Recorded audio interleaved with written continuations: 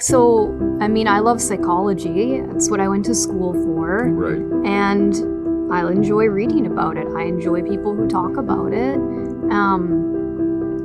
And so I can spend a lot of energy thinking through. I enjoy analyzing stuff. It's how I view the world. I like it because it really fits with how my brain works.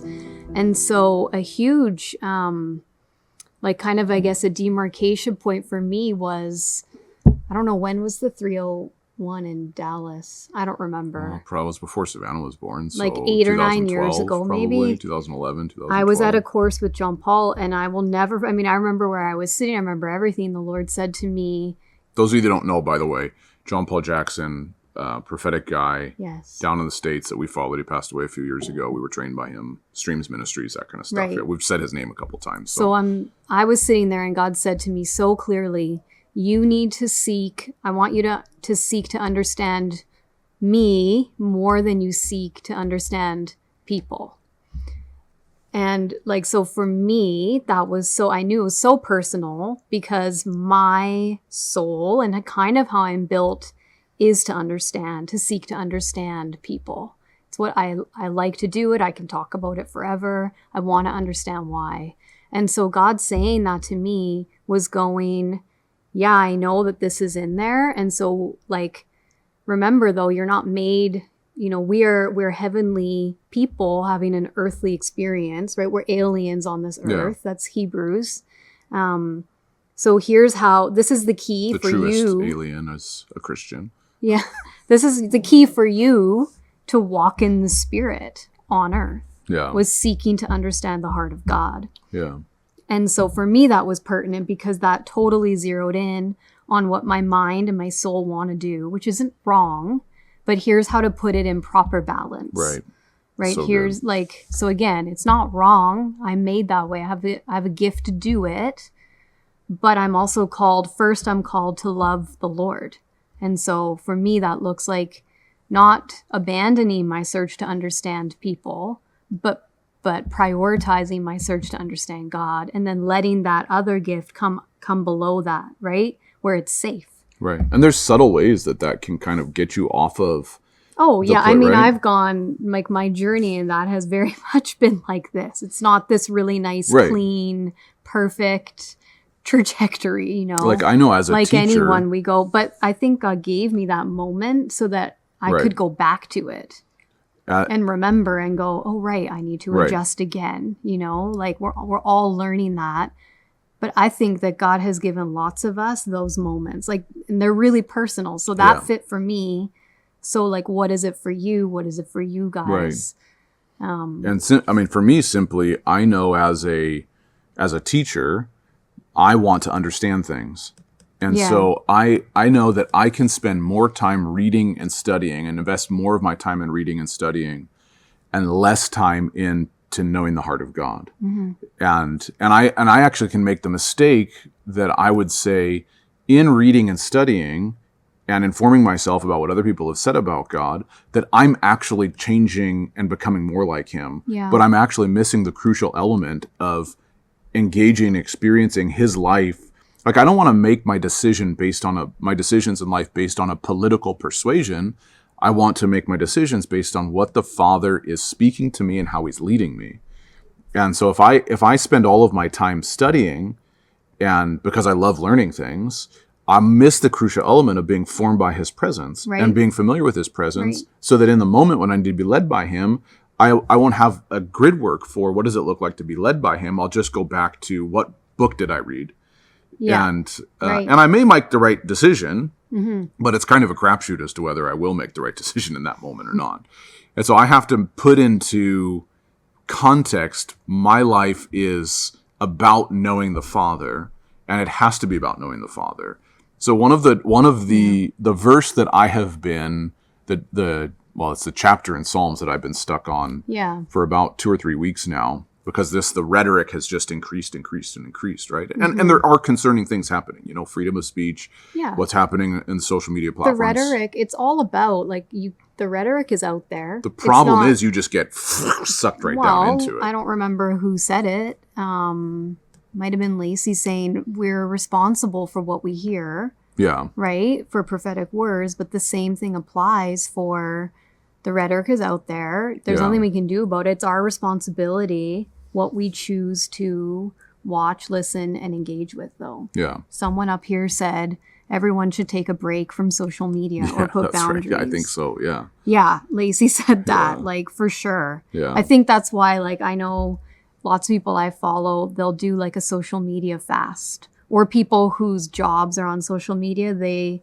have days that they just don't go on. Yeah. Like healthy people. Yeah. Yes. Right? Yeah. It's like they'll tweet and then, okay, like I'm signing off. I'll be back 2 days. Right. And they stick to that. Even if something crazy happens, they're offline. And I agree. Yeah, that's a good point. So we need to set boundaries with our own, like our minds and our hearts as well, if we want to protect our discernment. Yeah, that's right. Right? Yeah, that's like right. you need to protect. So you have to cultivate it. Yes. Like if you want to be absolutely. able to hear, this isn't even, I mean, I guess politics, but if you want to be able to discern, like, you know, something kind of really rapidly happens in your life, like a big thing that requires a decision about like a job or moving or like something significant. Right. You know, ideally we want discernment. So if you want to have that, we have to cultivate that before the big decision comes. Yeah. Right? Like it's something that we need to be cultivating just in our spiritual lives. That's right. We can't expect it to happen like, oh my goodness, this all happened in 2 weeks. I need to discern. If you haven't been cultivating that the 2 months, 6 months, a year before, it's not going to happen for you very easily. Right. You know, and I don't mean to say like, oh, you're done. Like that's why we have wisdom. We have other people around us and stuff. But if you have cultivated that, these 2 weeks where you have to make all these decisions are going to be much easier. Right. And you're going to be able, you know, you're going to find yourself being able to go from anxiety to a place of peace and discernment much quicker. Right. That's right. Right. If you have cultivated it. Yeah. Because you have trained your spirit and your soul to do that. Yeah.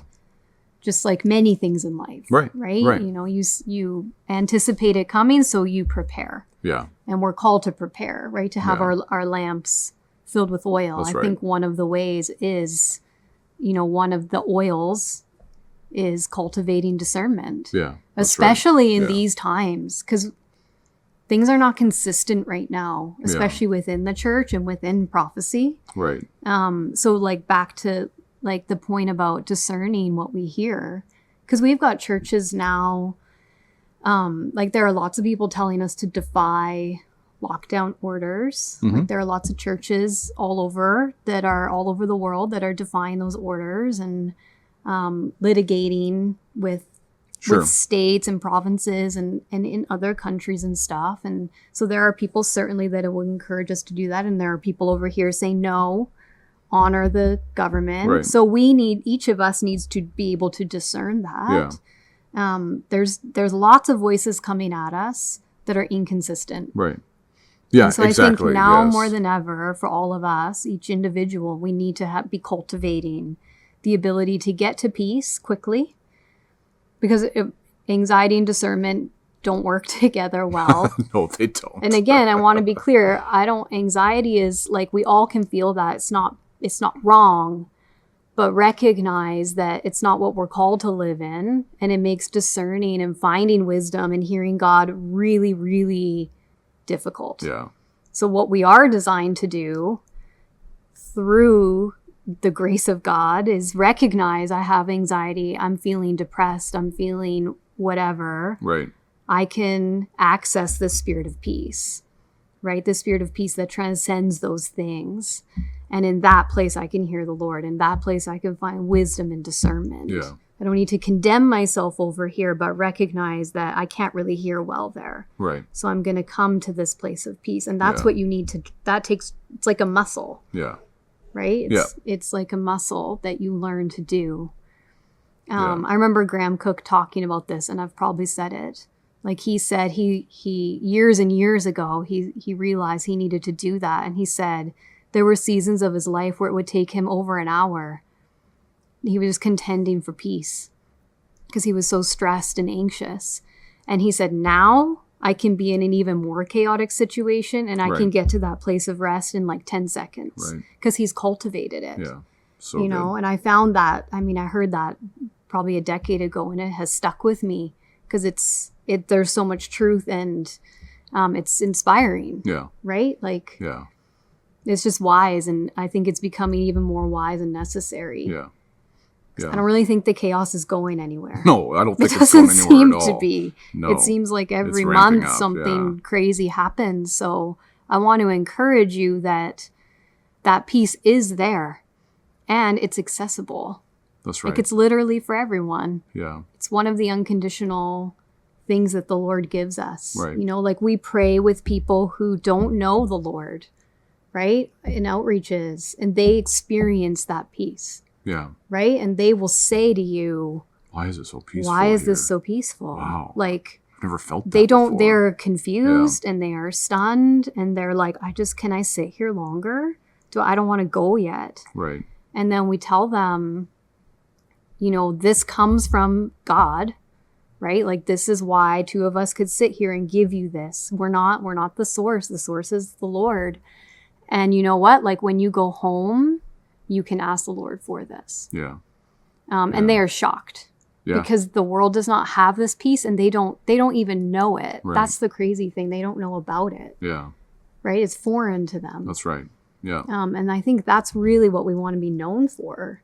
Yeah. Is going, I know the world is falling apart. Right. We don't need to deny the chaos, but we can say, but look, there's peace within it. You know, Jesus literally demonstrated that in a storm. Right.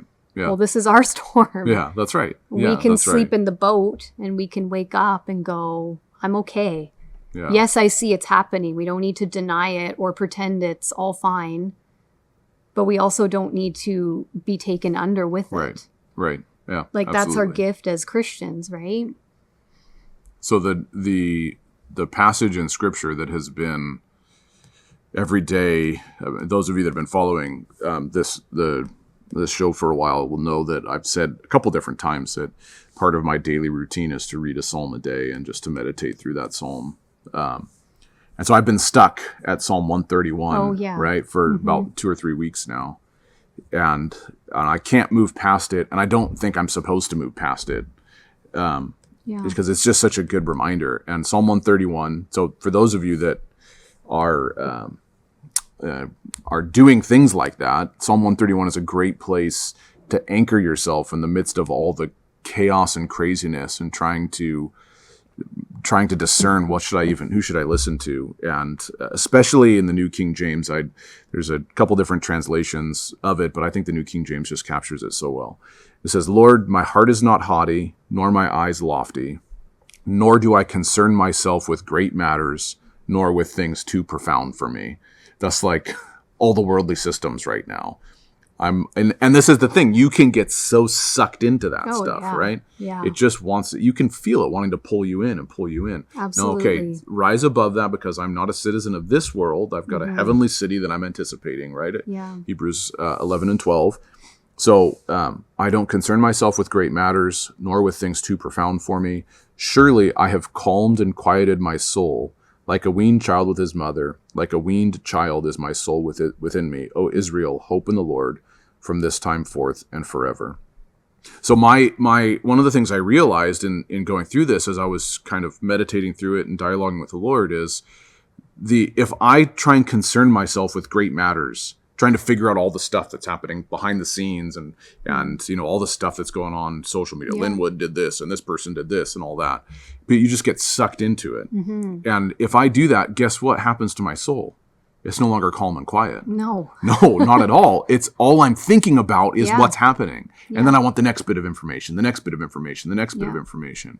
And so I just hang on to the next Facebook share, the next tweet, the next tweet, the next thing that tells me what's the next conspiracy that's going to happen, right?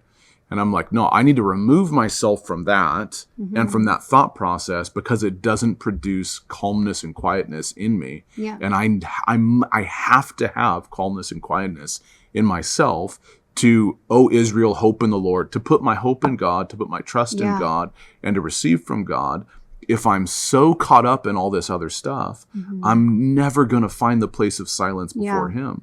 Because what will happen is my prayer time will just be full of me thinking of all the stuff I've read. Yeah. And that's a pretty good indication that this isn't what God is showing you. Yeah. And so I've had to remind myself consistently, I have to spend at least as much time, if not more time, concerning myself with being calm and quiet before him than I do thinking about all this stuff that's happening in the world, right? Yeah. And in regards to prophetic ministry, which is too lofty. Yeah, things that I are like too that. my eyes too because lofty. We're so human. Yeah, that's and right. We're not lofty. No, not like at all. Like we're, Yeah. And so it remains to be seen what happens with all of these prophetic voices. Mm-hmm. I'm not comfortable calling any one of them a false prophet based on inaccurate revelation. Right. Time remains to be seen what happens in the hearts of people and the conversation that comes out of it. And so right now we're in the tension of the not yet and the tension of the here and now. And between the here and now and the not yet. And there's significant things that need to happen and significant reformation that needs to happen and conversations that need to happen about what's the expectation in prophetic ministry. But presently today, I can't enter into the fray because it takes my eyes off of Jesus. And so I'm not interested in, whether Trump signed an insurrection act or anything like that. I don't really care, because what I care about is, how does it have any bearing on what I do in my life? Yeah. What has a bearing on my life is, are my eyes on the Father? Am I becoming like him? How am I loving my kids? What am I doing in my community? And how am I loving you as a husband? What Trump's doing and what's happening behind closed doors has no bearing on that. And so I have to be caught up in God is the greatest conspiracy theory, right? All this other stuff would distract you, but think about him, contemplate him, and become like him. Well, and drawing closer to him is what allows us to walk out the purposes he's put before us. Yeah. Right? Because I think too, we value each other in the sense that God put us all here for this time, right? We were all born now for a reason. Our kids were born now for a reason. Yeah. We weren't born in the past or in the future for a reason. Yeah. And so regardless of what happens in the world, those purposes are not invalid. Right. So whatever God has put in you and created you to do for this time, that's his word. Yeah. Right? Like that is right. That stands no matter what happens politically or personally or anything. Right? And I think to some degree, of course, that's invitational. We have to choose to join with it. Yeah. But who we are is who we are. Yeah, that's right. And so the word that God has put on your life, that doesn't change. Right.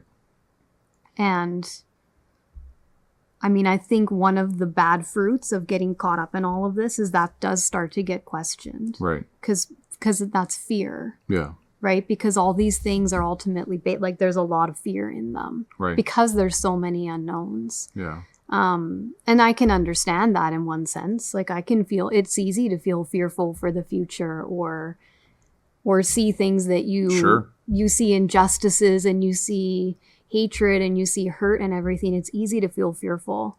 But that's where you have to discipline your mind and go, but God knows. He knew that. Right. Right. So the purposes he put in you, the people he's called you to, if he's called you to people, he will get you to those people. Right. Right. All we need to be focused on is submission to him, right. humility to him, and then he will do the rest. Yeah. That's right. And that can be hard to believe. Right. Because things can seem too big for us, because we see in part. Someone had wrote that. Maybe it was Brian, who said, we see in part. And it's so true. Right. That's the humble way to view it, is right. going, okay, all I know is what God called me to do. So all I can do is position myself the best I can. Right. And trust that he will do the rest. Right. Right. And he's God. Start any time of prayer off with, Lord, I'm sorry. Yeah. Right. Start any time of prayer what, our off. hope has to be in him. Lacey, it's so good. Maybe you could do the next one. Yeah, that's right. And Brian. Right. Yeah. Well, everyone on has made such great points. Yeah. But these two have been the chattiest, which I really appreciate. Thank you. Yeah, I was just been reading through some of Teresa Avila's stuff on prayer. And one of the things she says is start off each time of prayer with repentance. Yeah. Ask God, search your conscience and repent. And then fix your eyes on the Father, and you start with our Father. And she says, the more you contemplate that, the more wrecked your heart would be, right? Is our Father. And so that if you're spending all of your time praying about what's happening in America or Canada or the world, I'm not saying don't pray for those things. Yes, for sure. But it says that those whose eyes are fixed on the Lord, whose heart is fixed on the Lord, he will keep him in perfect peace. Not who's fixed on the world systems and what's going on. Yeah. Fix your eyes on the Lord. Prayer should be simple when it comes to praying for a situation or interceding. It doesn't have to spend. Yeah, to clarify, we're not saying don't pray for your nation. Yeah, I'm not saying don't pray for your nation, but spend way more time getting to know the Father. Yeah. And saying, God, would you do something in our nation? That's a good prayer. Balance. Don't let that be the only thing you pray for. We're called to pray for our leaders. Yes. And our countries and all of that. That's not wrong. But don't be swayed to pray for that more than like your neighbor.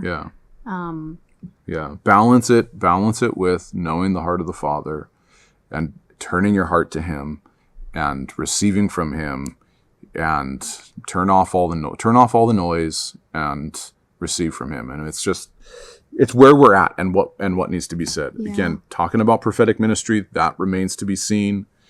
Is a prophetic voice revealing to you the Father's heart? That should be the question that you ask primarily. Are they revealing to you the Father's heart? If they are, continue to listen to them and question them. Still question them, right? Just discern. Discern the words, of course. And if they're not, feel free to move on.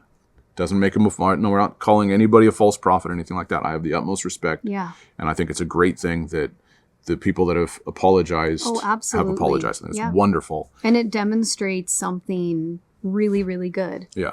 Like, right. I think really there's biblical precedent for all those things. Absolutely. Yeah. So